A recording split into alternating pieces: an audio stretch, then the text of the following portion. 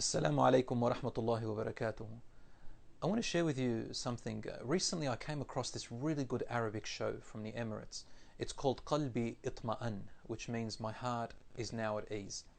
And it's about this young man who goes by the name of Ghaith. It's not his real name, but it's a smart name. Ghaith means relief. We usually say it about clouds and rain when they come after a drought. We say that the relief has come. Anyway, it's about this young man who goes around looking for destitute, poor and needy people who have gone through really difficult times in life. And he hides his identity at first. He says to them that he's a poor man looking for food or for money. And when they give him, he reveals to them that he's actually there to help them. So he brings out a bundle of money and gives it to them, or he buys them a house, or he offers them to pay for their operation if they're medically in need, or whatever it need be. What really intrigued me about that show is that this beautiful young man never reveals his face. He never shows his face. He's always wearing this hoodie and he's got his back to the camera, and he doesn't tell them his real name. Even the voice, he changes the pitch of the voice. And recently there was this episode where he sees an old man, and the old man has been watching him on social media. So he asks him, "Are you that guy who goes by the name of Ghaith?" And in the beginning he says, "No, I'm not," and whatever, just to test him out. Anyway, in the end, he reveals to him that he is Ghaith, and the old man begs him to have a photo with him, and he says to him, "Don't be afraid, I'm not going to show your face to anybody." And what really caught my attention is what he said to him. He said, "It's not about fear, but I believe the act of goodness doesn't need to have a face. And I have a principle that I've put upon myself that I'll never show my face, otherwise the message is lost." Subhanallah. And he says to him, Ghaith is not just one person. Ghaith is in everybody. And that's how we should be, subhanallah.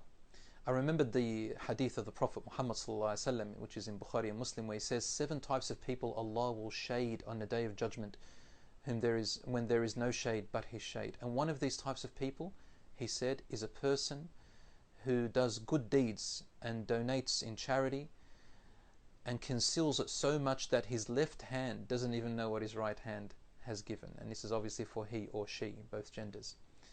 The point of that is that they're not doing it to show off or for fame or fortune. And this is the height of true faith and belief, and of a person being a really good person. When you do something for the sake of Allah, do it really for the sake of Allah. Now some people, they say, "What if I do it just for the sake of goodness?" And we say, yeah, well, that's good that you do it for the sake of goodness, but really you're only going to get that. You're only going to get the worldly benefit. But for a person who does it for the sake of Allah, they'll get the worldly benefit of goodness and in the hereafter. And sincerity is something that the shaitan cannot beat. He said, "I will not be able to beat your sincere servants, O God."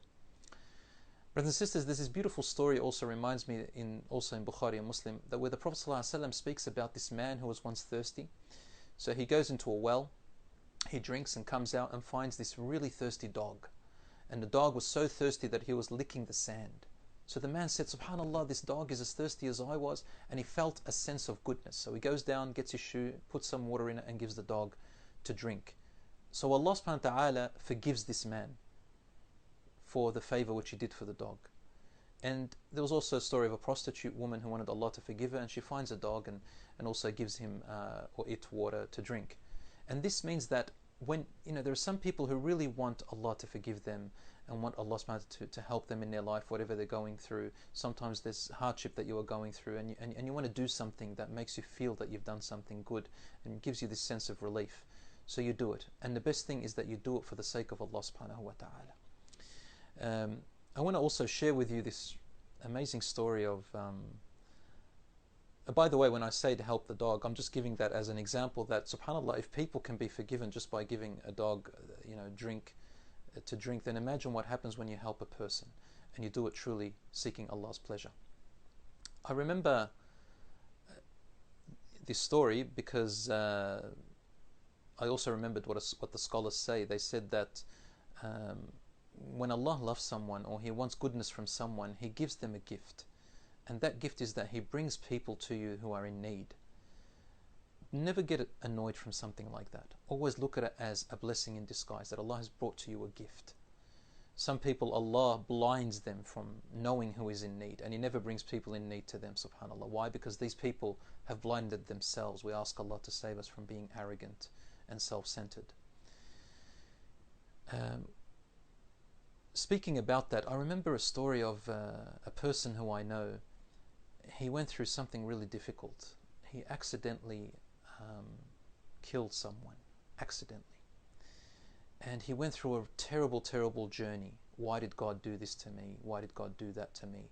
Why is it that I was the one who was chosen for this person to be at the wrong place at the wrong time, and for me to be at the wrong place at the wrong time?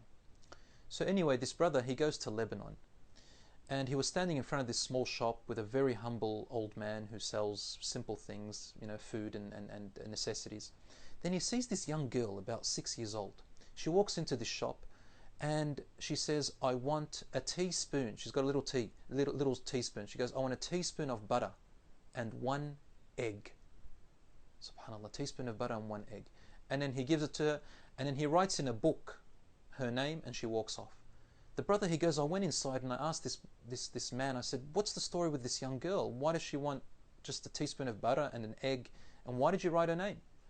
And he said, SubhanAllah, she comes from a very poor family. Her mother's a widow. They're a bunch of orphans. They live together and they don't have money to buy and pay for things. So she came in to borrow a teaspoon of butter and 1 egg. And I'm just writing how much she owes me. They pay as time goes on when they have the money. He goes, SubhanAllah, this young girl doesn't even have enough to pay for a teaspoon of butter and an egg. Show me where they are. So he goes and finds where they live. They live in this shack in this really rundown place on top of a building. And he sees this mother with about 6 or 7 children, most of them daughters. And he sees them gathering around this teaspoon of butter and this egg while the mother is standing aside watching them. The brother couldn't hold his tears.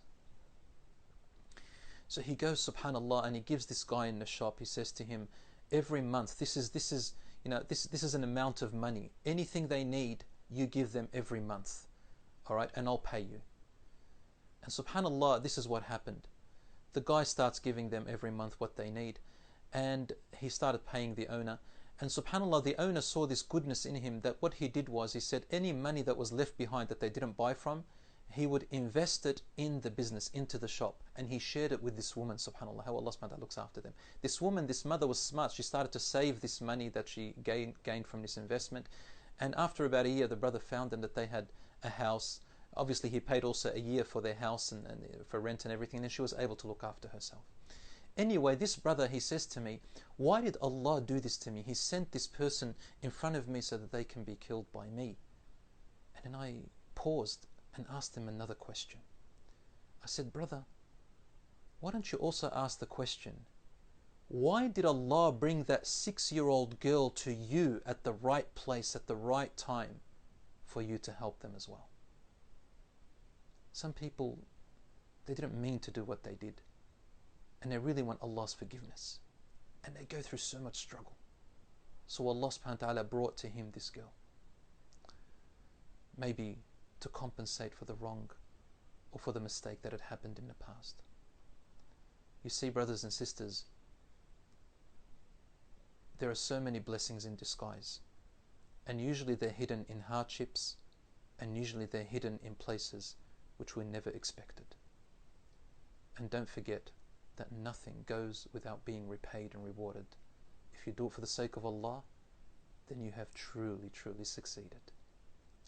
May Allah subhanahu wa ta'ala make this Ramadan and this time of hardship for us a relief very soon, and make this Ramadan a time where He looks at our deeds and accepts them sincerely from our hearts. Be sincere, my dear brothers and sisters. Have mercy on earth so that the one in the heavens can have mercy on you, as the Prophet ﷺ said.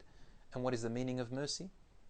Mercy is when you show kindness, compassion, and forgiveness upon people whom you have the power to punish or hurt. You see a homeless person or a poor person, and you can refuse to help them, but instead you have mercy. So help them, help your family, and always keep your heart soft and sincere. Wassalamu alaikum wa rahmatullahi wa barakatuh.